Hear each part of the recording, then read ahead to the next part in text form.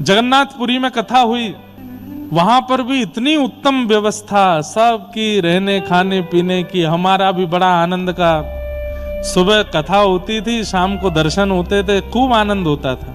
तो पुरी में मैं रोज जगन्नाथ जी के दर्शन करने जाता। अंतिम दिन मेरे मन में भाव आया कि हे जगन्नाथ जी, हमने जो कथा कही, आप उस कथा से प्रसन्न थे कि नहीं, इसका प्रमाण मुझे दीजिए। और इसका प्रमाण मैं तब मानूंगा कि आपके भीतर से, मंदिर से कोई महाप्रसाद लेकर के आवे। और सुनिए, थोड़ा कठिन बनाया मैंने। महाप्रसाद तो रोज ही कोई ना कोई दे देता है मंदिर में। हमने कहा महाप्रसाद कोई भीतर से लेके आवे और मैं हाथ ना पसारूं, वो सीधे मेरे मुख में ही डाले, तो मैं मानूंगा कि आप कथा से प्रसन्न थे। अब ये मन में सोचने के बाद मैं खुद ही घबरा रहा था। मैंने कि ज्यादा कठिन टास्क नहीं दे दिया मैंने? अब मुझे पकड़ के रोक के मेरे मुंह में कौन महाप्रसाद देखो।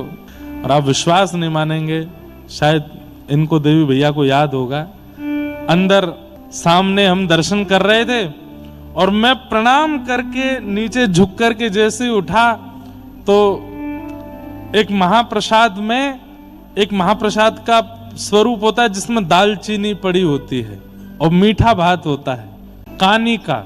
वाह, कानी का महाप्रभु जी का एक विशेष भात प्रसाद है, उसमें दालचीनी होती है थोड़ी सी और थोड़ा मीठा होता है। और एक बात बोलूं, बोलना नहीं चाहिए पर जब महाप्रसाद वहां पाते थे तो मैं वो वाला व्यंजन नहीं पाता था। मुझे खट्टा ही ज्यादा प्रिय लगता था, तो मीठा वाला मैं थोड़ा ही लेता था। तो महाप्रभु जी ने शायद मन में सोचियो, जो मोए पसंद है तू क्यों नहीं खावे वो। और बाहर मैं बस प्रणाम करके उठाऊं, इतने में एक पुजारी जी आए और आके सीधे मेरे मुंह के पास, अब मुंह पे तो हाथ डलानी, तो नाक में पहले डाले 2-4 तो उन्होंने। फिर मैंने मुंह खोला, मुंह नहीं खोला था, उन्होंने अपने आप ही मेरे होठ खोल के डाल ही दिया मुख में। बोला और मुंह खोलो, और फिर मुंह पकड़ के खिलाया। नेत्र ऐसे सजल हुए जगन्नाथ जी, और बिल्कुल मन में तीसरे भाव और था।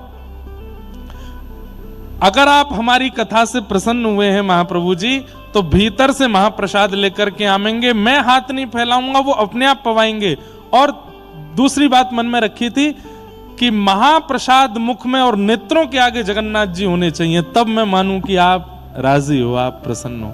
और निश्चित वो महाप्रभु जी के सामने ये लीला हुई। जय हो।